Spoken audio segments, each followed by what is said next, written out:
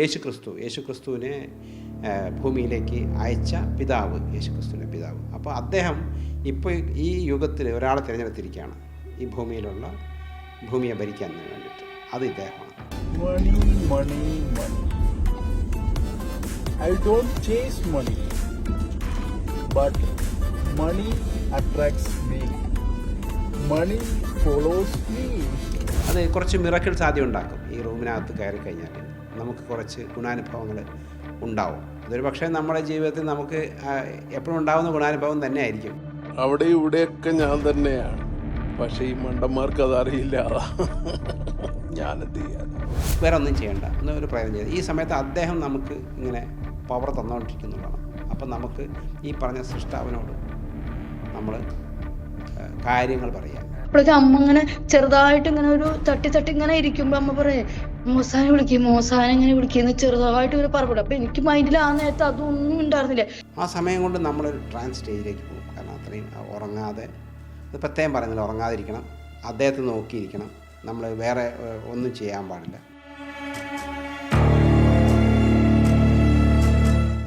നമസ്കാരം. സ്വയം ദൈവമാണെന്ന് മറ്റുള്ളവരെ പറഞ്ഞ് വിശ്വസിപ്പിച്ച് കോടിക്കണക്കിന് രൂപ തട്ടിയെടുത്ത ഒരു ബിരുദൻ്റെ വാർത്തയാണ് മറുനാടൻ ഇന്ന് പ്രേക്ഷകർക്ക് മുമ്പിലേക്ക് എത്തിക്കുന്നത്. കൊടുങ്ങല്ലൂർ സ്വദേശിയായ മുഹമ്മദ് സനീബ് എന്ന മുഹസാനാണ് ഇത്തരത്തിൽ ദൈവമാണ് എന്ന് പറഞ്ഞുകൊണ്ട് നിരവധി പേരെ കബളിപ്പിച്ച് കോടിക്കണക്കിന് രൂപ തട്ടിയെടുത്തത്. എങ്ങനെയാണ് മുഹസിൻ്റെ ഈ തട്ടിപ്പ് രീതി? മുഹസിൻ എങ്ങനെയാണ് ദൈവമായത്? മുഹമ്മദ് സനീബിൽ നിന്നും മുഹസനായി മാറിയ ആ കഥ സത്യദാസ് വ്യക്തമാക്കും.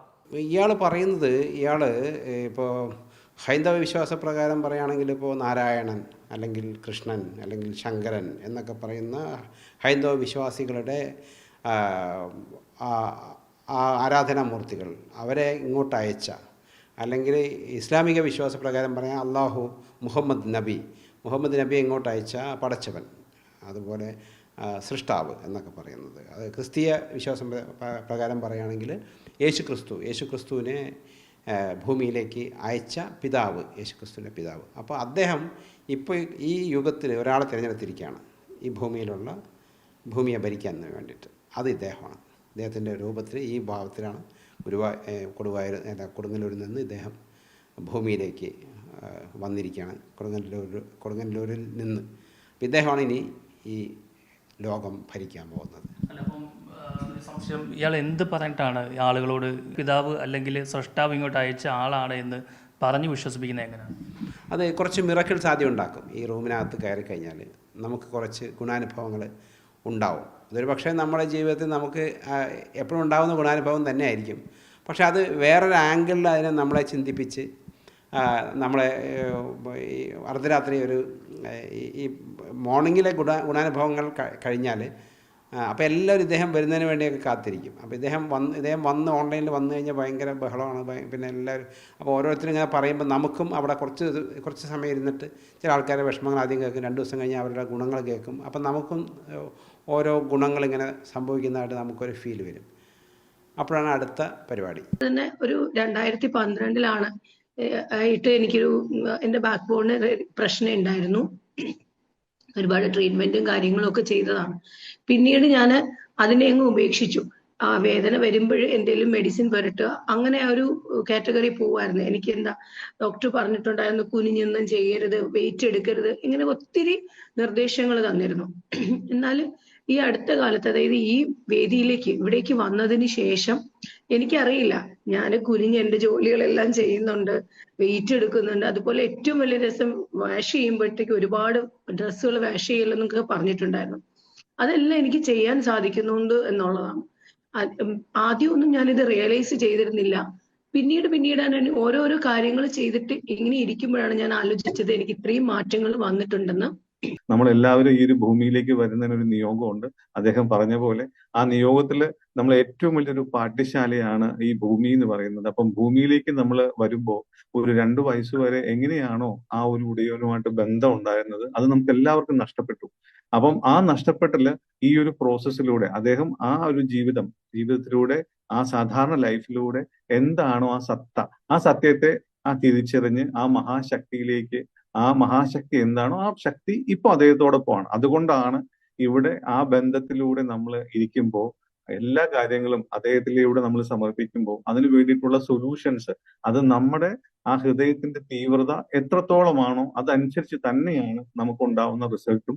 ചില ആൾക്കാർ പറയാറുണ്ട്, ഞാനിവിടെ വന്നു, മറ്റുള്ള കാര്യങ്ങളുണ്ട്, പക്ഷെ എനിക്കൊന്നും എത്തിയിട്ടില്ല എന്ന് പറയുമ്പോൾ നമ്മൾ മനസ്സിലാക്കേണ്ടത് എന്തെങ്കിലും ഓരോ കാര്യങ്ങൾ നമ്മുടെ വ്യത്യാസം ഉണ്ടായിരിക്കും. കാരണം ഇന്ന് ഈ ലോകത്തിന്റെ നാനാഭാഗത്ത് നിന്ന് ഈ ഒരു പ്രോഗ്രാം ലൈവായിട്ട് ഏകദേശം 1000-ൽ പരം ആൾക്കാർ ഈ ഒരു പ്രോഗ്രാമിൽ കാണുന്നുണ്ട് എന്നുണ്ടെങ്കിൽ ഒരു മഹാശക്തിയുടെ ആ ഒരു പ്രസരണം നമ്മളിലേക്ക് വന്നതിന്റെ അടിസ്ഥാനത്തിൽ തന്നെയാണ് നമ്മൾ ഓരോരുത്തരും ഇവിടെ ഇരിക്കുന്നത്. ആ അനുഗ്രഹം കൊണ്ട് തന്നെയാണ്. ഇയാള് ആൾദൈവമാണ് എന്ന് പറഞ്ഞാണ് ഇയാൾ ആൾദൈവമാണെന്നല്ല, ദൈവം തന്നെയാണ്. ശരിക്ക് എൻ്റെ ഭാഷയിൽ പറഞ്ഞാൽ വ്യാജ ദൈവം, ആൾദൈവമല്ല. ആൾദൈവം എന്ന് പറഞ്ഞാൽ അത് ദൈവത്തെ നമ്മളൊരാളിൽ കാണുന്നതാണ്. ഇത് അങ്ങനെയല്ല, ഞാനാണ് ദൈവം. അതായത് ക്രിസ്തുവിനെ, ജീസസ് ക്രൈസ്റ്റിനെ ഇങ്ങോട്ട് സൃഷ്ടാവ് എങ്ങനെ വിട്ടോ, കൃഷ്ണനെ എങ്ങനെ വിട്ടോ, അല്ലെങ്കിൽ മുഹമ്മദ് നബിയെ എങ്ങനെ വിട്ടോ, അതുപോലെയാണ് ഇദ്ദേഹം വരുന്നത്. അതാണ് പറയുന്നത്. അല്ലാതെ ഇദ്ദേഹത്തിന് താഴെ ആണ് ബാക്കിയെല്ലാം വരുന്നത്, ലോകം മുഴുവൻ വരുന്നത്. ആ രീതിയാണ് പറയുന്നത്. അതിന് ജീസസ് ക്രൈസ്റ്റിന് അന്ന് കുരിശിലേറ്റുമ്പോൾ കയ്യിൽ ആണി അടിച്ചിട്ടുള്ള ആ പാടുകളൊക്കെ ഇദ്ദേഹം കയ്യിലും കാലിലൊക്കെ കാണിച്ചു തരും. അപ്പോൾ അന്ന് തിരിച്ചു പോകേണ്ടി വന്നു ദൗത്യം പൂർത്തിയാക്കാൻ പറ്റാതെ. അപ്പോൾ ഇത് വീണ്ടും ആ ദൗത്യം പൂർത്തിയാക്കുന്നതിന് വേണ്ടി സൃഷ്ടാവ് ഇദ്ദേഹത്തെ അയച്ചിരിക്കുകയാണ്. ഹിന്ദുക്കളോട് പറയുന്നത് സൃഷ്ടാവ്, ഏറ്റവും മുകളിലുള്ള ആൾ, അദ്ദേഹം ഇദ്ദേഹത്തെ ചുമതലപ്പെടുത്തി. ഇതെല്ലാം ഒന്നാണ്. കാരണം അന്ന് ജീസസ് ക്രൈസ്റ്റ് വരുമ്പോൾ ജാതി മതങ്ങളില്ല, അതിന് ശേഷമാണ് വന്നിരിക്കുന്നത്. അപ്പോൾ ഈ മുഹമ്മദ് നബി അദ്ദേഹം വരുന്ന സമയത്ത് ഇസ്ലാം മതം ഇല്ല. അപ്പോൾ അന്നെല്ലാം ഒന്ന് തന്നെയാണ്. ഇന്നും അതുപോലെ ഒരൊറ്റ കാഴ്ചപ്പാടിലാണ് വരുന്നത്. അത് സ്ത്രീഭാവമാണെങ്കിലും അതിപരാശക്തി അതൊക്കെയാണെങ്കിലും അതെല്ലാം ഇദ്ദേഹം തന്നെയാണ്. അങ്ങനെയാണ് ഇദ്ദേഹം പറയുന്നത്. ഈ ദൈവമാണ് എന്ന് ഇയാളുടെ ഇപ്പോൾ വിശ്വാസികളുണ്ടല്ലോ, ഇവരോട് ആരാണ് പറഞ്ഞു കൊടുക്കുന്നത് ഇയാളാണ് ദൈവം? അത് ഇദ്ദേഹത്തിൻ്റെ കൂടെയുള്ള കുറച്ച് ഗ്രൂപ്പ് അഡ്മിൻസ് ഉണ്ട്. അവരാണ് വന്ന് പല രീതിയിൽ അവരവിടെ സൂം മീറ്റിങ്ങിൽ ഇരുന്നിട്ട് നമ്മളെ ബോധവൽക്കരിക്കും. ഈ ആളുകളെ ചേർക്കുന്നത് എങ്ങനെയാണ് ഈ ഗ്രൂപ്പിലേക്ക്? അത് നമുക്ക് വിശ്വസനീയമായ രീതിയിൽ സമൂഹത്തിൽ ഏറ്റവും അറിയപ്പെടുന്ന അല്ലെങ്കിൽ നമ്മളായിട്ട് നമുക്ക് പരിചയമുള്ള പല ആളുകളെയും നമ്മളെ വിളിച്ച്, അല്ലെങ്കിൽ അവർക്കതിന് കൃത്യമായിട്ടുള്ളൊരു രീതിയുണ്ട്. നമ്മളെ ആദ്യം വിളിക്കും, നമ്മളോട് സംസാരിക്കും, നമ്മുടെ വിഷമങ്ങളൊക്കെ അവിടെ വന്ന് പറയാൻ പറയും. നമ്മുടെ വിഷമങ്ങളൊക്കെ അവിടെ പറയുന്ന സമയത്ത് ആ വിഷമങ്ങൾ പല രീതിയിൽ നമുക്ക് പരിഹരിക്കപ്പെടും. അവിടെ നിന്ന് തന്നെ പലരും നമ്മളോട് വിളിക്കും, സാമ്പത്തിക പ്രശ്നങ്ങളുള്ളവർക്ക് വിളിക്കും, അവർക്ക് അതിനുള്ള പല പരിഹാരങ്ങൾ നിർദ്ദേശിക്കും. ചിലപ്പോൾ ചില സാമ്പത്തിക സഹായങ്ങൾ നമുക്ക് നമ്മുടെ വീട്ടിലേക്കും അക്കൗണ്ടിലേക്കൊക്കെ നമുക്ക് എത്തും. അപ്പോൾ നമുക്കൊരു വിശ്വാസം വരും. അതുപോലെ അദ്ദേഹം പറയുന്നത് ഇവിടെ വന്ന് പ്രാർത്ഥിച്ചാൽ മതി. എക്സ്പെഡീഷൻ എന്ന് പറയുന്ന ഒരു സംവിധാനമുണ്ട്. ഇതിന് ആദ്യത്തെ നമ്മൾ ഇൻട്രൊഡ്യൂസ് ചെയ്ത് ഇതിൽ ചേർന്ന ശേഷം പിന്നെ അടുത്തത് എക്സ്പെഡീഷൻ എന്നാണ് അതിനെ പറയുക. എക്സ്പെഡീഷൻ എന്ന് പറയുന്നത് വേറൊരു തലമാണ് എന്ന് പറഞ്ഞിട്ടാണ് ആദ്യം തന്നെ അതൊരു ദുരൂഹമായ ഒരു സാഹചര്യത്തേക്ക് നിർത്തിക്കൊണ്ട് എപ്പോഴും സംസാരിക്കുക. ആദ്യത്തെ സ്റ്റെപ്പ് സൂം മീറ്റിംഗ്. ആ സൂം മീറ്റിംഗ് അതേ സമയത്ത് യൂട്യൂബിലും വീഡിയോ ആയിട്ട് വന്നുകൊണ്ടിരിക്കും. അങ്ങനെയാണ് വരുന്നത്. രണ്ടാമത് എക്സ്പെഡീഷൻ എന്നാണ്. അപ്പോൾ എക്സ്പെഡീഷനിലേക്ക് കൊണ്ടുപോകാനാണ് ഇവർ നമ്മുടെ സംസാരിക്കുക. സൂം മീറ്റിംഗ് തനിയെ നമ്മൾ കയറിക്കൊള്ളും. കാരണം കണ്ടിന്യൂസ് ആയിട്ട് നമുക്കിങ്ങനെ ലിങ്ക് വന്നുകൊണ്ടേയിരിക്കും. അത് പല സ്ഥലത്തു നിന്ന് ഇവർ ഡാറ്റ കളക്ട് ചെയ്തിട്ട് ലിങ്ക് ഇവരിങ്ങനെ തന്നുകൊണ്ടിരിക്കും. അപ്പോൾ അവിടേക്ക് കയറുമ്പോഴാണ് നമുക്കതിൻ്റെ ആ സോഴ്സ് നമുക്ക് മനസ്സിലാവുന്നത്. എക്സ്പെഡീഷന് മുമ്പ് വേറെ തലമുണ്ട്. അതായത് വെയിറ്റിംഗ് ഫോർ എക്സ്പെഡീഷൻ എന്ന് പറഞ്ഞിട്ട് ഒരു സംഭവമുണ്ട്. അപ്പോൾ നമ്മൾ മോർണിംഗ് പ്രയറിൽ വന്നു, മോർണിംഗ് പ്രയറിൽ ഇരുന്നു, എന്നിട്ട് ഒരു 15 മിനിറ്റ് ഒരു ധ്യാനം എന്ന് പറയാൻ പറ്റില്ല, ഒരു പവർ മേക്കിംഗ് എന്ന് പറഞ്ഞിട്ട് പരിപാടിയുണ്ട്. കൈകൾ രണ്ടും മലർത്തി വെച്ച് ഒരു റിലാക്സ് ചെയ്ത സ്ഥലത്തിരുന്ന് കണ്ണുകൾ അടച്ചിരിക്കുക, വേറെ ഒന്നും ചെയ്യേണ്ട, ഒരു പ്രയോജനം ചെയ്ത്. ഈ സമയത്ത് അദ്ദേഹം നമുക്ക് ഇങ്ങനെ പവർ തന്നുകൊണ്ടിരിക്കുന്നുള്ളതാണ്. അപ്പം നമുക്ക് ഈ പറഞ്ഞ സൃഷ്ടാവിനോട് നമ്മൾ കാര്യങ്ങൾ പറയുക, ഡയറക്റ്റ് കമ്മ്യൂണിക്കേറ്റ് ചെയ്യുക. ജസ്റ്റ് കമ്മ്യൂണിക്കേഷൻ, പ്രയർ അല്ല, കമ്മ്യൂണിക്കേറ്റ്, കാര്യങ്ങൾ ചോദിച്ച് മനസ്സിലാക്കും. അപ്പോൾ നമ്മൾ ചോദിക്കുന്ന കാര്യം ഇദ്ദേഹത്തിന് അറിയാമെന്ന് പറയുന്നു. അദ്ദേഹം അത് പരിഹരിക്കുന്നതിന് വേണ്ട കാര്യങ്ങൾ അദ്ദേഹം ലൈവായിട്ട്, അല്ലെങ്കിൽ നമ്മളറിയാതെ തന്നെ അതിൻ്റെ പരിഹരിക്കുന്നതിനുള്ള സംഭവങ്ങൾ അണിയറി നടന്നുകൊണ്ടിരിക്കും. അത് അവിടെ ഇരിക്കുന്നവർക്ക് ഫീൽ ചെയ്യും. അങ്ങനെ പ്രീ എക്സ്പെഡീഷൻ ആ ഗ്രൂപ്പിലേക്ക് കൊണ്ടുപോകും. അതൊരു വാട്സപ്പ് ഗ്രൂപ്പാണ്. അപ്പോൾ എക്സ്പെഡീഷനിലേക്ക് പോകണമെന്ന് താല്പര്യമുള്ളവർ ഈ പബ്ലിക് ഗ്രൂപ്പിൽ നിന്ന് അങ്ങോട്ട് പോകും. അവിടെയാണ് പിന്നെ ഇവരുടെ എന്താ പറയുക, ഒരു 6-7 അംഗ സംഘത്തിൻ്റെ ബ്രെയിൻ വാഷിങ് നടക്കുക. എങ്ങനെയെങ്കിലും ഇതിനത് കയറിയേ പറ്റും, ഇനി 15 ദിവസമേ ഉള്ളൂ, 10 ദിവസമേ ഉള്ളൂ, ഈ ഒരു ഓഫർ ഇപ്പോൾ തീരും എന്നൊക്കെ പറഞ്ഞ് വീട്ടിൽ അവരെ കൊണ്ട് ബഹളം വെപ്പിച്ച് പിന്നെ സ്വർണം പണയം വെച്ച് കയറരുത്. കാരണം സ്വർണം മഹാലക്ഷ്മിയാണ്. അപ്പോൾ അത് നിങ്ങൾ പണയം വെച്ച് കയറിയാൽ എന്നെ പണയം വയ്ക്കുന്നതിന് തുല്യമാകും. അതുകൊണ്ട് അത് വേണമെങ്കിൽ വിറ്റോ. മനസ്സിലായി? എന്നെ വിറ്റോ കുഴപ്പമില്ല, പക്ഷേ എന്നെ പണയം വയ്ക്കരുത് എന്ന് പറഞ്ഞിട്ട് പലരും അവരുടെ ആ സ്വർണ്ണമൊക്കെ പണയം വിറ്റ് അവർ ഈ 50,000 രൂപ ഇവർക്ക് കൊടുക്കും. എൻ്റെ ജീവിതത്തിൽ നല്ല മാറ്റം വന്നിട്ടുണ്ട്. എൻ്റെ വൈഫിന് സ്കൂട്ടി ഒന്നും അറിയുന്നില്ലായിരുന്നു. ഞാൻ വൈഫിനെ പഠിപ്പിക്കാൻ വേണ്ടിയിട്ട് കുറെ ശ്രമിച്ചായിരുന്നു, 4-5 പ്രാവശ്യമെല്ലാം. എന്നിട്ട് അത് പഠിക്കുന്നുണ്ടായിരുന്നു. ഞാൻ വിട്ടായിരുന്നു, ഒഴിവാക്കി കളഞ്ഞതായിരുന്നു. എന്നിട്ട് രണ്ടാമത് ഞാൻ കൗൺസിൽ വന്നിട്ട് അപ്പോൾ മോൻസാറിന്റെ ഗ്രൂപ്പിൽ ചേർന്ന് പിന്നെ നന്നായി പ്രാർത്ഥനയും ഇങ്ങനെ ചെയ്തിട്ടാകുമ്പോ വൈഫിന് ഓട്ടോമാറ്റിക്കലി മനസ്സിൽ തോന്നി ഇങ്ങനെ വൈഫ് ഒരു ബൈക്ക് അങ്ങനെ പഠിച്ചിട്ട് ജോലിക്ക് പോകണം എന്നുള്ള ഒരു ഇതുണ്ടായിരുന്നു. അതുപോലെ പെട്ടെന്ന് എല്ലാം നടന്നു പറഞ്ഞെങ്കില് എല്ലാം ലൈസൻസ് എല്ലാം ഓക്കെ ആയി, എല്ലാം കിട്ടി, ഇപ്പൊ ജോലിക്ക് പോകാൻ തുടങ്ങി, എല്ലാം റെഡിയായി. 50,000 രൂപ കൊടുത്തെങ്കിൽ മാത്രമേ എക്സ്പെഡിഷനിൽ കയറാൻ പറ്റുള്ളൂ. ആ എക്സ്പെഡിഷൻ 50,000 രൂപ കൊടുത്ത് അതിൻ്റെ 50,000 രൂപ ആദ്യം നമ്മൾ ബാങ്കിൽ അവരുടെ ബാങ്ക് അക്കൗണ്ടിലേക്ക് അടച്ച് ആ ബാങ്കിൽ നമ്മൾ അതിൻ്റെ റെസിപ്റ്റ് ഉണ്ടല്ലോ, അവരുടെ അഡ്മിൻസിൽ ഒരാൾക്ക് ഈ അയക്കണം. അപ്പോൾ അത് ഷഹീർ എന്ന് പേരുള്ള ആളുണ്ട്. പിന്നെ ഷഫീഖാണ് മെയിൻ കക്ഷി. ഈ ഷഫീഖിനാണ് നമ്മളിത് അയക്കേണ്ടത്. ഇവരുടെ കയ്യിൽ ഇത് കിട്ടിക്കഴിഞ്ഞാൽ ഈ ഷഫീഖാണ് ബാക്കി എല്ലാം ഹാൻഡിൽ ചെയ്യുന്നത്. നമ്മളെ ഇത് വെരിഫൈ ചെയ്യും, അക്കൗണ്ട് നോക്കി എല്ലാം ക്ലിയർ ആണെന്ന് ബോധ്യപ്പെട്ട് കഴിഞ്ഞാൽ ഷഫീഖ് ഉടനെ നമ്മളെ ആ ഒരു വാട്സാപ്പ് ഗ്രൂപ്പിലേക്ക് ആഡ് ചെയ്യും. എന്നിട്ട് നമുക്ക് പറയും നിങ്ങൾ എക്സ്പെഡിഷനിൽ ജോയിൻ ചെയ്തു, ഇനി നിങ്ങളുടെ ജീവിതത്തിൽ വലിയ മാറ്റങ്ങൾ ഉണ്ടാകും. പല രീതിയിലുള്ള വാഗ്ദാനമുണ്ട്. ഇപ്പം നിങ്ങളിപ്പോൾ ഒരു ചാനലിൽ റിപ്പോർട്ടറായി പ്രവർത്തിക്കുകയാണെങ്കിൽ നിങ്ങൾ സ്വന്തമായിട്ട് ചാനൽ തുടങ്ങാം. ഒരു 6 കോടി രൂപ വരെ ഒരു വർഷം, ഈ ഒരൊറ്റ വർഷം കൊണ്ട് നിങ്ങൾക്ക് ഏൺ ചെയ്യാൻ പറ്റും.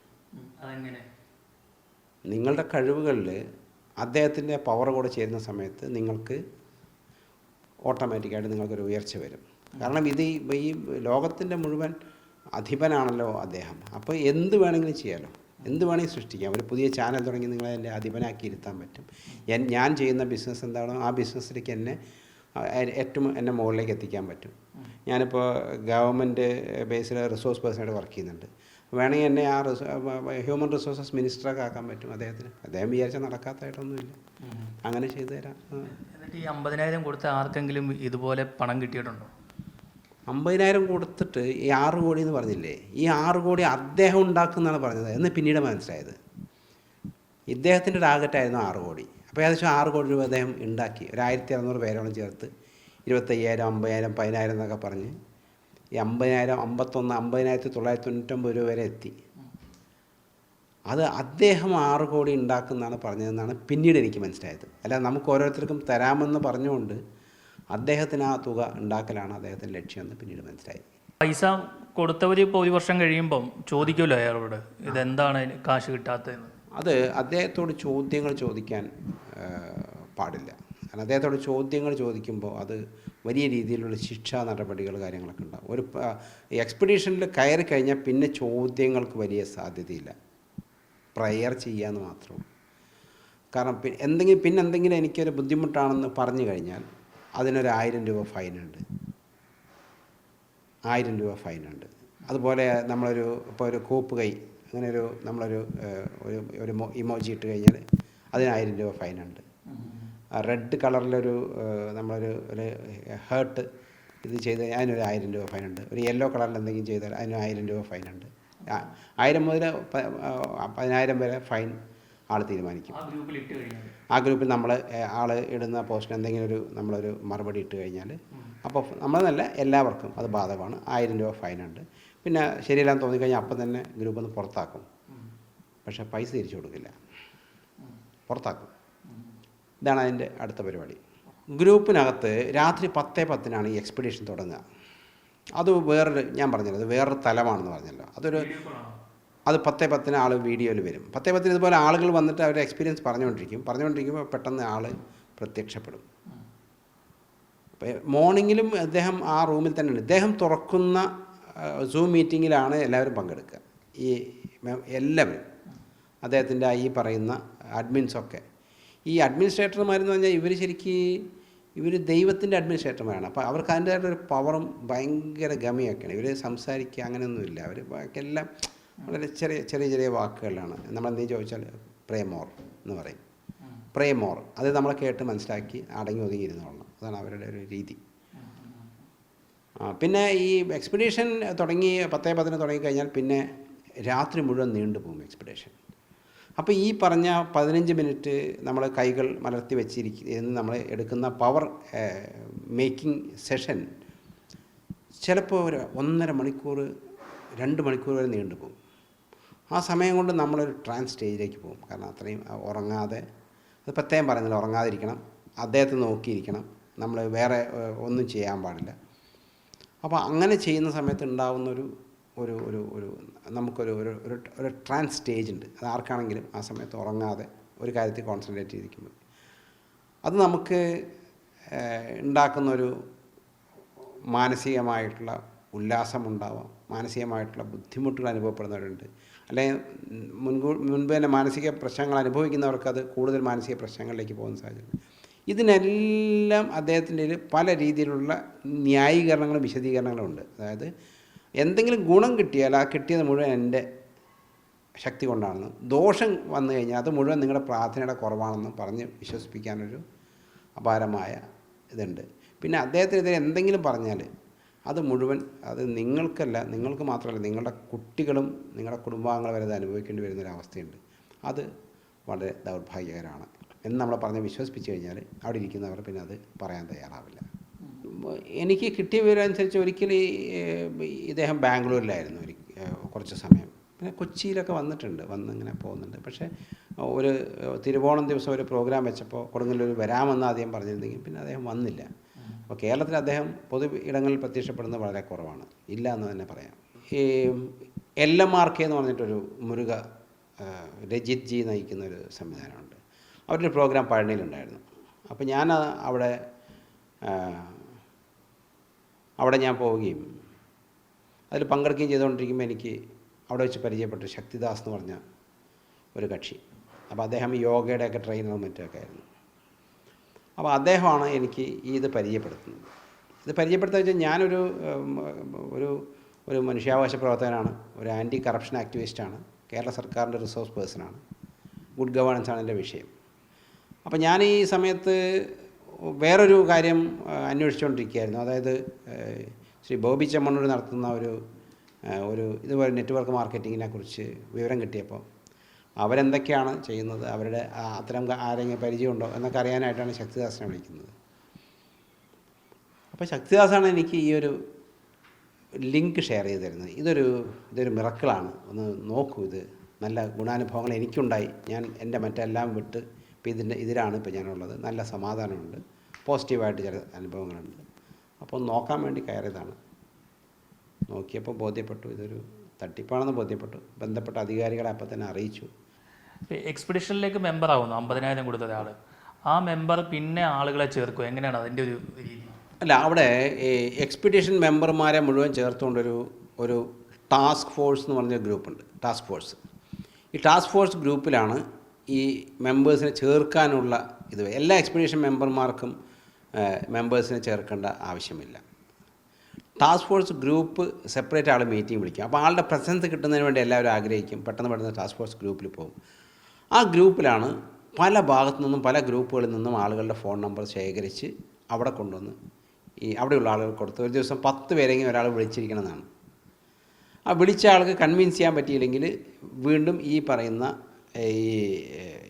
ഈ സ്ത്രീകളടക്കമുള്ള ഇവരുടെ അഡ്മിനിസ്ട്രേറ്റേഴ്സിന് കൊടുക്കും. പിന്നെ ദൈവത്തിൻ്റെ അഡ്മിനിസ്ട്രേറ്റേഴ്സ് പിന്നെ അവരുടെ ബ്രെയിൻ വാഷിംഗ് ആണ്.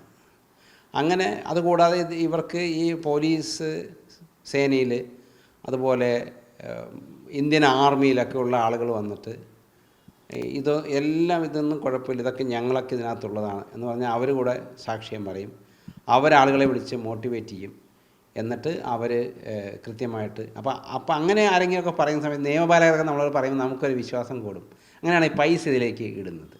കേരള പോലീസിലുള്ള ഒരു പാലക്കാട് ജില്ലയിലെ പാലക്കാട് കൺട്രോൾ റൂമിൽ ജോലി ചെയ്യുന്ന, അവരുടെ പേര് പറയാൻ എനിക്ക് വിഷമമൊന്നുമില്ല. കാരണം അവർ പബ്ലിക് മീറ്റിങ്ങിൽ വന്ന് അവരെല്ലാവരോടുമായിട്ട് പറഞ്ഞിട്ടുള്ളതാണ്. അവരുടെ പേര് റീന ജീവൻ എന്നാണ്. അവർ ഇതിനകത്ത് ആളുകളെ ധാരാളമായിട്ട് ചേർത്ത ഇതായിട്ട് എനിക്കറിയാം. അത് അദ്ദേഹം അപ്രീഷിയേറ്റ് ചെയ്യുകയും അവർക്കൊരു ഗിഫ്റ്റ് കൊടുക്കുന്നതായിട്ട് പറയുകയും ചെയ്തു. എന്ന് മാത്രമല്ല, അവർക്ക് സർക്കാർ ജോലിയുള്ളത് കൊണ്ട് അവർക്ക് ഈ ഒരു ഇദ്ദേഹത്തിൻ്റെ പ്രധാനപ്പെട്ട ആ ഒരു അഡ്മിനിസ്ട്രേറ്റേഴ്സിൽ ഒരാളാക്കാൻ അദ്ദേഹത്തിന് താല്പര്യമുണ്ടായിരുന്നു. പക്ഷേ സർക്കാർ ജോലിയുള്ളതുകൊണ്ടും ഈ അഡ്മിനിസ്ട്രേറ്റേഴ്സിന് പ്രതിഫലം ഉണ്ടെന്ന് നമുക്ക് അന്നാ മനസ്സിലാവുന്നത്. അപ്പോൾ 2 പ്രതിഫലം വേണ്ട. പിന്നെ ഈ അഡ്മിനിസ്ട്രേറ്റേഴ്സ് പറഞ്ഞാൽ 24 hours ഇവിടെ വേണം. അദ്ദേഹം ഏത് സമയത്ത് വിളിച്ചാലും ഇവർ ഉണ്ടാവണം, ഓൺലൈനിൽ ഉണ്ടാവണം, പുറത്ത് പോകാൻ പാടില്ല. അപ്പോൾ അതുകൊണ്ട് അവർക്ക് ആ ഒരു അവസരം കൊടുക്കുന്നതിന് പകരം അവർക്ക് കുറച്ച് ഒരു ഗിഫ്റ്റ് കൊടുത്തു, നിങ്ങൾ ഹാപ്പി ആയിരിക്കും എന്ന് പറഞ്ഞു കൊടുത്തു. അവരിപ്പോൾ വളരെ ഹാപ്പിയാണ്. കാരണം ഒരുപാട് പേരെ അവർ ചേർത്തിട്ടുണ്ട്. ഗിഫ്റ്റുകൾ ധാരാളം കിട്ടിക്കാണെന്ന് വിചാരിക്കുന്നു. അത് സാധനങ്ങളാണോ പണമാണോ എന്നൊക്കെ അവരാണ് വ്യക്തമാക്കേണ്ടത്. പിന്നെ അത് അവരുടെ ഒരു ഭാഗമാണ്. ഇപ്പോൾ അവർ വളരെ ഹാപ്പിയാണ്. ഇപ്പോൾ അവർ ഇദ്ദേഹമായിട്ട് വളരെ അധികം അസോസിയേറ്റ് ചെയ്ത് വർക്ക് ചെയ്തുകൊണ്ടിരിക്കുന്നു എന്നാണ്. മോഹസാൻ എന്ന് പറയുന്ന ആൾ നേരത്തെ എന്ത് ചെയ്യുമായിരുന്നു?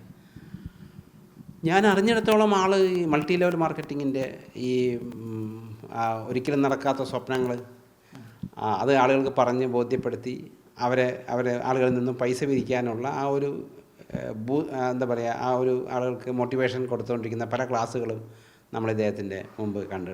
ഇദ്ദേഹം 3 വർഷമായിട്ട് ഇദ്ദേഹം ഇതിൻ്റെ പുറകെയാണെന്നാണ് പറയുന്നത്. കുടുംബത്തെയൊക്കെ വിട്ടു പോയിരിക്കുക എന്നാണ് അദ്ദേഹം പറഞ്ഞത്.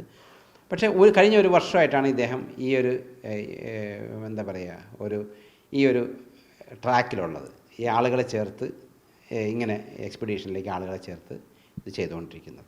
ഞാൻ കേരള പോലീസ്, സൈബർ സെല്ല്, അതുപോലെ ഇതിനകത്ത് പോലീസ് ഇൻവോൾവ് ആയതുകൊണ്ട് ഞാൻ ലോ ആൻഡ് ഓർഡർ ADGPക്ക്, സൈബർ സെല്ലിൽ, പിന്നെ പാലക്കാട് സൈബർ സെല്ലിൽ, ഇതെല്ലാം ഓൺലൈൻ ഇതിലൂടെ ആയതുകൊണ്ട് സൈബർ സെല്ലിൽ ഇവിടെ എല്ലാം കൊടുത്തു. പരാതി ഞാൻ പറഞ്ഞിരിക്കുന്നത് ഇങ്ങനെ ആളുകളെ തെറ്റിദ്ധരിപ്പിച്ച് സ്വയം ദൈവമാണെന്ന് വിശേഷിപ്പിച്ച് തെറ്റിദ്ധരിപ്പിച്ച് പോലീസുകാരി അടക്കമുള്ള ആളുകളെ ഉപയോഗിച്ചുകൊണ്ട് അവർ ഈ ആളുകളെ സ്വാധീനിച്ച് പണം അടപ്പിക്കുകയും അതുപോലെ വാഗ്ദാനം ചെയ്ത 6 കോടി രൂപ അതും കൊടുക്കാതെ വഞ്ചിച്ച് ഈ എല്ലാവരെയും കുറേ പേരെ പുറത്താക്കിക്കൊണ്ടിരിക്കുന്നു. പല കാരണങ്ങൾ ദുർബലമായ കാരണങ്ങൾ പറഞ്ഞ് പുറത്താക്കിക്കൊണ്ടിരിക്കുന്നു. ഞാൻ എൻ്റെ എക്സ്പീരിയൻസ് പറയാനാണ് നോക്കുന്നത്. പലപ്പോഴും പറഞ്ഞിട്ടുണ്ട് എൻ്റെ എക്സ്പീരിയൻസ്. ഞാൻ പറഞ്ഞിരുന്നു കഴിഞ്ഞ മാസം ഒരു 29-ാം തീയതി എൻ്റെ അമ്മയ്ക്ക് പെട്ടെന്ന് ഒരു സ്ട്രോക്ക് ആയിട്ട് ആകെ പാരലൈസ് ആയതായിരുന്നു. എന്നിട്ട് പിന്നെ ഹോസ്പിറ്റലിലേക്ക് എത്തുമ്പോഴേക്കും എന്താ പറയാ, ഒരു മിറാക്കിൾ പോലെ തന്നെ എന്താ പറയാ, അമ്മ ആ ഒരു കണ്ടീഷനിൽ നിന്ന് ഓക്കെ ആയി. അത് ഞാൻ പറഞ്ഞിരുന്നു, ഇവിടെ ഒന്ന് ഷെയർ ചെയ്തിരുന്നു. എന്ന് വെച്ച് കഴിഞ്ഞാൽ ഹോസ്പിറ്റലിലേക്ക് പോണ വഴിക്ക് തന്നെ ഞാൻ മോസാനോട് പ്രാർത്ഥിച്ചത് എന്താ വെച്ച് കഴിഞ്ഞാൽ, മോസാനെ എൻ്റെ അമ്മ എങ്ങനെയാണോ പഴയ രൂപം ആ രൂപത്തിലേക്ക് എനിക്ക് എൻ്റെ അമ്മയ്ക്ക് കിട്ടണം എന്നാന്ന് പറഞ്ഞാൽ അത്രയ്ക്ക് അമ്മ കുഴഞ്ഞ അവസ്ഥയിൽ ഞങ്ങൾ 4 ആൾ കൂടിയിട്ടാണ് കാറിൽ കയറ്റിയിട്ട് അവിടെ ഹോസ്പിറ്റലിലേക്ക് എത്തി. കാഷ്വാലിറ്റിയിൽ കാട്ടി ഒരു 5 മിനിറ്റ് കഴിയുമ്പോഴേക്കും അമ്മ പഴയ പോലെ ഓക്കെ എന്ന് പറഞ്ഞാൽ അത്രയും ഒരു ഇതായിരുന്നു. 2 ദിവസം അന്ന് ഹോസ്പിറ്റലിൽ കിടന്നു, വീട്ടിലേക്ക് വന്നു. ചൊവ്വാഴ്ചയായിരുന്നു. വീണ്ടും അമ്മേനെ ചെക്കപ്പിന് കൊണ്ട് ചെല്ലേണ്ട ദിവസം. അപ്പോൾ കൊണ്ടുപോയി അമ്മയെ ഡോക്ടർ ചെക്കപ്പ് ചെയ്തു, എല്ലാം ഓക്കെയാണ്. ഷുഗർ മാത്രം ലേശം കൂടുതലുണ്ടെന്ന് പറഞ്ഞപ്പോൾ ഷുഗർ ഡോക്ടർ അതിൻ്റെ മരുന്ന് കുറച്ചിട്ടുണ്ടായിരുന്നു. അതുകൊണ്ടാണ് ഷുഗർ കുറവെന്ന് ഡോക്ടർ പറഞ്ഞ, വേറെ കുഴപ്പങ്ങളൊന്നുമില്ല ഓക്കെ പറഞ്ഞു. അപ്പോൾ അമ്മയ്ക്ക് ചെറിയൊരു ഓർമ്മക്കുറവ് പോലെ എനിക്കൊന്ന് ഫീൽ ചെയ്തു 2 ആഴ്ചയായിട്ട്. അപ്പോൾ ഡോക്ടർ അപ്പോൾ അടുത്ത പ്രാവശ്യം 20-ാം തീയതി ചെല്ലുമ്പോൾ ഒരു സോഡിയം പൊട്ടാസ്യം ഒക്കെ ചെക്ക് ചെയ്തിട്ട് ചെല്ലാൻ പറഞ്ഞിട്ടുണ്ടായിരുന്നു. അങ്ങനെ ഓക്കെ ആയിട്ട് വന്നതായിരുന്നു കേട്ടോ. അപ്പം അമ്മ കുഴപ്പമൊന്നുമില്ല, ഓക്കെ ആയതായിരുന്നു. ഇന്നലെ എന്തുണ്ടായെന്ന് വെച്ച് കഴിഞ്ഞാൽ, ഇന്നലെ ഇപ്പം ഇങ്ങനെ സാറിൻ്റെ ക്ലാസ് കേട്ടുകൊണ്ടിരിക്കുന്നു. ഇപ്പം 2 മൊബൈലുണ്ട്. അപ്പം ഒന്ന് അമ്മയ്ക്ക് ഞാൻ വെച്ച് കൊടുക്കും. അമ്മ ഇന്ന് സ്ഥിരമായിട്ട് കേൾക്കുന്നതാണ്. പിന്നെ ഒന്ന് ഞാൻ ഹെഡ്സെറ്റ് വെച്ചിട്ട് പണിയുടെ ഇടയിൽ ഇങ്ങനെ കേട്ടുകൊണ്ടിരിക്കുകയായിരുന്നു കേട്ടോ. അപ്പം ഇന്നലെ മോസാൻ വന്ന് ഇങ്ങനെ കാര്യങ്ങളൊക്കെ സംസാരിച്ചുകൊണ്ടിരിക്കുമ്പോൾ ഞാൻ അമ്മോട് പറഞ്ഞു, അമ്മ അങ്ങനെ പെട്ടെന്ന് നേരത്തെ കുളിക്കാറില്ല. എന്ന് വെച്ചാൽ വയസ്സായ ആളാണ്, 80 വയസ്സൊക്കെ ആയിട്ടുണ്ട് അമ്മയ്ക്ക്. അപ്പം അമ്മ എല്ലാ കാര്യങ്ങളും അമ്മയുടെ ചെയ്യും. ഇവിടെ വീട്ടിൽ അത്യാവശ്യം കാര്യങ്ങളൊക്കെ ചെയ്യുന്ന ആളാണ്, അങ്ങനെ ഇരിക്കുന്ന ആളൊന്നുമല്ല. അപ്പം അമ്മോട് ഞാൻ പറഞ്ഞു, അന്ന് അമ്മ വേഗം പോയി കുളിച്ചോ, ഇപ്പൊ സാറ് വന്നിട്ടുണ്ട്, പ്രയറൊക്കെ കിട്ടുമ്പോഴേക്കും. അപ്പൊ ഓക്കെ ആയിക്കോട്ടെ വെച്ച് ഞാൻ അമ്മയ്ക്ക് വെള്ളമൊക്കെ ബാത്റൂമിൽ കൊണ്ടുവച്ചു. ഞാൻ എൻ്റെ തുടക്കായിരുന്നു, കഴിഞ്ഞിങ്ങനെ ഇരിക്കണം. അപ്പൊ അമ്മ കുളിക്കാൻ അമ്മ ബാത്റൂമിൽ കയറിട്ടോ. അപ്പൊ ഞാൻ എൻ്റെ പണികളൊക്കെ കഴിഞ്ഞിങ്ങനെ നിൽക്കുമ്പോ പെട്ടെന്ന് എന്തോ ഒരു സൗണ്ട് കേൾക്കുന്ന പോലെ തോന്നിട്ടോ. ആ സൗണ്ട് കേൾക്കുന്ന പോലെ തോന്നിയപ്പോ ഞാൻ ബാത്റൂമിന്റെ വാതിൽ അമ്മ അടച്ചിട്ടുണ്ടായിരുന്നില്ല. അപ്പൊ ഞാനിങ്ങനെ ബാത്റൂമിന്റെ വാതിൽ പെട്ടെന്ന് സൈഡ് നോക്കിയപ്പോ എനിക്ക് ഒന്നും കണ്ടില്ല. അമ്മ അങ്ങനെ സൈഡിൽ ഇങ്ങനെ ചെറുതായിട്ടൊന്ന് തുറന്നു നോക്കിയപ്പോ ഒന്നും കണ്ടില്ല. അപ്പൊ ഞാൻ വിചാരിച്ചേ അമ്മ ഇപ്പൊ തന്നെ കുളിച്ച് കഴിഞ്ഞിട്ട് ഇറങ്ങേണ്ട നേരമായിട്ടില്ലല്ലോ, ഡ്രസ്സ് മാറാൻ പോവാനായിട്ടുണ്ട്, നേരമായിട്ടില്ലല്ലോ എന്ന് വെച്ചിട്ട് ഒന്നും കൂടി തുറന്നു നോക്കിയപ്പോ എന്താ പറയാ, അമ്മ അവിടെ കുളിമുറിയിൽ വീണ് കിടക്കണം. വീണ് കിടക്കാന്ന് പറഞ്ഞാ പോരാ, ആരാന്ന് സമയത്ത് അമ്മേനെ കണ്ടു കഴിഞ്ഞാൽ എനിക്ക് ഇപ്പോഴും അത് പറയാൻ പറ്റില്ല. കുളിമുറിയിൽ ക്ലോസറ്റ് ഉണ്ട്, ഒരു വാഷ് ബേസ് ഉണ്ട്, അതൊന്നും തട്ടാതെ അമ്മ അവിടെ നിലത്തിങ്ങനെ അമ്മ തോർത്താനായിട്ട് ഇങ്ങനെ തോർത്തെടുക്കാൻ നിന്നപ്പോഴേക്കും അമ്മയ്ക്ക് തല കറങ്ങണ പോലെ തോന്നി. എന്നെ വിളിക്കാൻ നിൽക്കുന്നതിനേക്കാൾ മുന്നേ അമ്മ നിന്ന നിപ്പില് വീഴുക ചെയ്തത്. നിന്ന നിപ്പില് വീഴാന്ന് പറഞ്ഞ അമ്മയുടെ മൂക്കൊക്കെ കോടി, കണ്ണൊക്കെ തുറിച്ച് വേറൊരു സൈഡിലേക്ക് അമ്മ ശരിക്കും എന്താ പറയാ, ഒരു മരവിച്ച് നമ്മൾ പറയില്ലേ, വിറങ്ങലിച്ച് കിടക്കാന്ന് പറയില്ലേ, ആ ഒരു അവസ്ഥയായിരുന്നു. എനിക്കവിടെ ചെന്ന് കണ്ട് ഞാൻ അങ്ങോട്ട് ഓടി ചെന്ന് അമ്മേനെ ഇങ്ങനെ മടിയിലേക്ക് തല എടുത്തു വെച്ചിട്ട് ഇങ്ങനെ മുഖത്ത് ഇങ്ങനെ അങ്ങനെ അടിച്ചു. അമ്മ എന്ന് പറഞ്ഞിട്ട് ആ ഒരു ഫേസ് ഒന്ന് മാറിക്കിട്ടണ്ടേ, എനിക്ക് പറയാൻ പറ്റില്ല. അങ്ങനെ ഞാൻ ഇങ്ങനെ 5-6 വയസ്സ് തട്ടി വിളിക്കലും അതിന് തൊട്ടടുത്താണ് ആങ്ങളുടെ വീട്. അപ്പൊ ഞാൻ നാത്തൂന്റെ പേര് നാത്തൂനെ അങ്ങനെ ഉറക്കെ വിളിക്കുന്നുണ്ട് ബാത്റൂമിൽ കിടന്നിട്ട്. അമ്മ നാത്തൂനെ ഇങ്ങനെ വിളിക്കലും അമ്മേനെ ഇങ്ങനെ തട്ടിക്കൊണ്ട് എനിക്കിങ്ങനെ ആവുമ്പോഴേക്കും അമ്മ ഇങ്ങനെ ചെറുതായിട്ടൊന്നും ഇങ്ങനെ ഞെരങ്ങി. പക്ഷെ നമ്മുടെ കണ്ണും മുഖമൊക്കെ ഇങ്ങനെ കൂടിപ്പോയി. അങ്ങനെ പറയാ, ആ ഒരു അവസ്ഥ പറയാൻ പറ്റില്ല. അപ്പോഴേക്കും അമ്മ ചെറുതായിട്ട് ഇങ്ങനെ ഒന്നും ഫേസ് ഒന്നും ശരിയായില്ലെങ്കിൽ ഒന്ന് മൂളി കേട്ടു വരും. അപ്പോഴും ഞാൻ ചേട്ടനും വന്നു, നാത്തൂനും വന്നു, ഞാനും കൂടി ഞങ്ങൾ 3 ആളും കൂടിയിട്ട് അമ്മേനെ അവിടുന്ന് ബാത്റൂമിൽ നിന്ന് അപ്പൊ തന്നെ എടുത്ത് ബെഡിൽ കൊടുന്ന് കെടുത്തി. അപ്പൊ അമ്മ ആ ഒരു ഞരക്കത്തിൽ അവർ വരുന്നേക്കാളും മുന്നേ ചെറുതായിട്ട് എന്നോട് ഞരക്കത്തിൽ പറയുന്നുണ്ട്. അമ്മോട് ഞാൻ എപ്പോഴും പറയും മോസാനെ വിളിച്ചോളൂ. ഞാൻ എപ്പോഴും നടക്കുന്ന അടിയിൽ പറയും മോസാനെ, ഞങ്ങൾ 3 പേരാണ്, ഞാൻ അമ്മയും മോള് മാത്രമാണ് വീട്ടിലുള്ളത്. അപ്പൊ എപ്പോഴും പറയും കൂടെ ഉണ്ടാവണം, ഞങ്ങളുടെ താങ്ങും തണലായിട്ട് എപ്പോഴും കൂടെ ഉണ്ടാവണമെന്ന് ഞാൻ പ്രാർത്ഥിക്കുക. വേറെ ഒന്നും പ്രാർത്ഥിക്കാറില്ല. അവസാനം എപ്പോഴും ഞങ്ങളുടെ കൂടെ താങ്ങും തണലായിട്ട് ഞങ്ങളുടെ കുടുംബത്തെ കാത്തോളെന്ന് മാത്രമേ പറയുള്ളൂ. അപ്പോഴേക്കും അമ്മ ഇങ്ങനെ ചെറുതായിട്ട് ഇങ്ങനെ ഒരു തട്ടി ഇങ്ങനെ ഇരിക്കുമ്പോ അമ്മ പറയും മോസാനെ ഇങ്ങനെ വിളിക്കുന്ന ചെറുതായിട്ട് ഇങ്ങനെ പറയപ്പെടും. അപ്പൊ എനിക്ക് മൈൻഡിൽ ആ നേരത്തെ അതൊന്നും ഉണ്ടായിരുന്നില്ല. അപ്പോഴേക്കും ഞാൻ വേഗം മോസാനെ ഇങ്ങനെ രക്ഷകനെ പറഞ്ഞ് ബെഡിൽ കൊണ്ടുവന്ന് കെടുത്തി അമ്മനെ ഒന്ന് ആക്കി വരുമ്പോഴേക്കും അമ്മ എന്താ പറയാ, പഴയ പോലെ തയ്യ. അന്ന് ഞാൻ പറഞ്ഞു 29-ാം തീയതി ആ പാരലൈസ് ആയിട്ട് എൻ്റെ അമ്മ ഏത് അവസ്ഥയിലായിരുന്നു, ആ അവസ്ഥയിൽ നിന്ന് എങ്ങനെയാണ് എൻ്റെ അമ്മ ഇങ്ങനെ പഴയ പോലെ ആയത്, അതേപോലെ തന്നെ 5 മിനിറ്റ് കൊണ്ട്. ഒരിക്കലും ഞാൻ വിശ്വസിച്ചില്ല. എന്ത് പറയാ, മിറാക്കിൾ തന്നെയാണത്. ഹോസ്പിറ്റലിലേക്ക് പോകേണ്ടി വന്നില്ല. അമ്മ അപ്പോഴേക്കും ഓക്കെ. 5 മിനിറ്റ് കഴിഞ്ഞ് അമ്മ ഡ്രസ്സൊക്കെ തുടച്ച്, അമ്മ ഒരു ഡ്രസ്സ് ഇടാണ്ടായിരുന്നു, പെട്ടെന്ന് ഡ്രസ്സൊക്കെ മേലൊക്കെ തുടച്ച് അമ്മ അവിടെ തന്നെ കിടന്നു. പുതപ്പിട്ട് കൊടുത്ത് അമ്മോട് ഒരു 5 മിനിറ്റ് അവിടെ കിടന്നു. എത്ര പറഞ്ഞാലും ഞാന് ഭക്ഷണം മരക്കില് മാറ്റി, മാമന്റെ ഇലയില് മാറ്റി, വിളക്ക് വെക്കില് മാറ്റി. എന്റെ കഴുത്തിൽ ഒരു ലോക്കറ്റ് ഉണ്ടായിരുന്നു ഗുരുവായൂരപ്പന്റെ. എന്റെ മക്കളുടെ കുട്ടികൾ തന്നതാ എനിക്കത്. അത് ഊരി വെച്ചു. ഇതെല്ലാം ചെയ്തു. എന്റെ ഭർത്താവിന്റെ ഫോട്ടോ 25 കൊല്ലായില്ല വീട്ടിൽ വെച്ചിട്ട് എന്നും വിളക്കൊക്കെ ഒന്ന് കാണിച്ച് ഒന്നിങ്ങനെ എനിക്ക് വേറെ കൂടുതലൊന്നും ചെയ്യാറില്ല. കൊല്ലത്തിലും ബലി വെക്കും. 25 കൊല്ലായി ബലി വെച്ച് തുടങ്ങിയിട്ട്. അപ്പൊ ഇനിയിപ്പോ അത് അവള് പറയണത് ഇനി അതൊന്നും വേണ്ട അമ്മേ, അതൊക്കെ പറയണേ. ഞാൻ ഇനി അതിനെതിരെ ഒന്നും പറഞ്ഞില്ല. ആയിക്കോട്ടെ, അവളുടെ ഇഷ്ടതാണെങ്കിൽ അതായിക്കോട്ടെ. അവൾക്ക് നന്നാവണതാണല്ലോ എന്റെ കാര്യം. അപ്പൊ അവൾക്ക് എന്താ ഇഷ്ടത്തെ ആയിക്കോട്ടെ, അതും എടുത്തു മാറ്റി. സത്യദാസ് പറയുന്നത് കേട്ട് കഴിഞ്ഞാൽ തന്നെ നമുക്ക് മനസ്സിലാകും, ആളുകളെയൊക്കെ ഇദ്ദേഹം അടിമകളാക്കി മാറ്റുകയാണ്. അത്തരത്തിൽ ഒരു പോലീസ് ഉദ്യോഗസ്ഥയുടെ വോയിസ് റെക്കോർഡ് മറുനാടിൽ ലഭിച്ചിട്ടുണ്ട്. അടുത്ത ദിവസം അത് വിശദമായി വാർത്ത നിങ്ങളുടെ മുന്നിലേക്ക് എത്തിക്കുന്നതാണ്.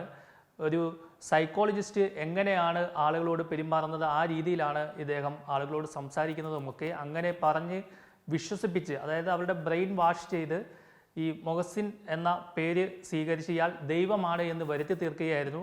ക്രിസ്ത്യാനികളാണെങ്കിലും മുസ്ലിങ്ങളാണെങ്കിലും ഹിന്ദുക്കളാണെങ്കിലും എല്ലാവരെയും ഇയാൾ പറഞ്ഞ് വിശ്വസിപ്പിച്ചു. ഹിന്ദുക്കളാണെന്നുണ്ടെങ്കിൽ നേരത്തെ സത്യദാസ് പറഞ്ഞ പോലെ തന്നെ ബ്രഹ്മാവ് ഇദ്ദേഹത്തെ ഇങ്ങോട്ട് അയച്ചതാണ്. അതുപോലെ ക്രിസ്തീയ വിശ്വാസികളോട് പറഞ്ഞത് പിതാവ് ഇദ്ദേഹത്തെ ഇങ്ങോട്ട് അയച്ചതാണ്.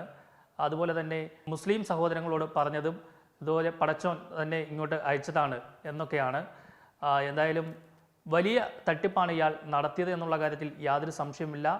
ഇപ്പോഴും ഇയാൾ ഈ തട്ടിപ്പ് തുടർന്നുകൊണ്ടേയിരിക്കുന്നു എന്നാണ് സത്യദാസിൻ്റെ വാക്കുകളിൽ നിന്ന് നമുക്ക് മനസ്സിലാക്കാൻ കഴിയുന്നത്. കൂടുതൽ പേർ തട്ടിപ്പിന് ഇരയാകാതിരിക്കുക. ഇത്തരത്തിലുള്ള നിരവധി പേർ സോഷ്യൽ മീഡിയയിൽ അവിടെയും ഇവിടെയുമൊക്കെ ഉണ്ട്. മെഡിറ്റേഷൻ പോലെയുള്ള കാര്യങ്ങളൊക്കെ ചെയ്യുന്നത് കൊണ്ടാണ് ഇത്തരത്തിൽ ഇവരുടെ കൂടെ കൂടുമ്പോൾ പലർക്കും മനസ്സമാധാനമൊക്കെ ഉണ്ടാകുന്നത്. നിങ്ങൾ ഇവരുടെ ഒന്നും കൂടെ പോയി പണം ഒന്നും കളയണ്ട, സ്വന്തമായി തന്നെ നിങ്ങൾക്ക് മെഡിറ്റേഷൻ ചെയ്യാം. അല്ലെങ്കിൽ യോഗ സെൻറ്ററുകളുണ്ട്, അവിടെയൊക്കെ പോയാൽ നിങ്ങൾക്ക് ഇത്തരത്തിൽ മെഡിറ്റേഷനൊക്കെ ചെയ്ത് കഴിയുമ്പോൾ തന്നെ നിങ്ങളുടെ ഒരുവിധപ്പെട്ട മനപ്രയാസങ്ങളൊക്കെ മാറും. അല്ലെങ്കിൽ നല്ലൊരു കൗൺസിലിംഗ് സൈക്കോളജിസ്റ്റിൻ്റെ അടുത്ത് പോയാലും നിങ്ങളുടെ മാനസിക പിരിമുറുക്കങ്ങളൊക്കെ മാറും. മറ്റുള്ളവരോട് സംസാരിക്കുക. അങ്ങനെ സംസാരിക്കുമ്പോൾ നിങ്ങൾക്ക് മനസ്സമാധാനം കിട്ടും. നിങ്ങളുടെ ഉള്ളിലെ പിരിമുറുക്കങ്ങളൊക്കെ ഇല്ലാതാവുകയും ചെയ്യും. കൊച്ചിയിൽ നിന്നും ആർ പിയൂഷ്, മറുനാടൻ മലയാളി.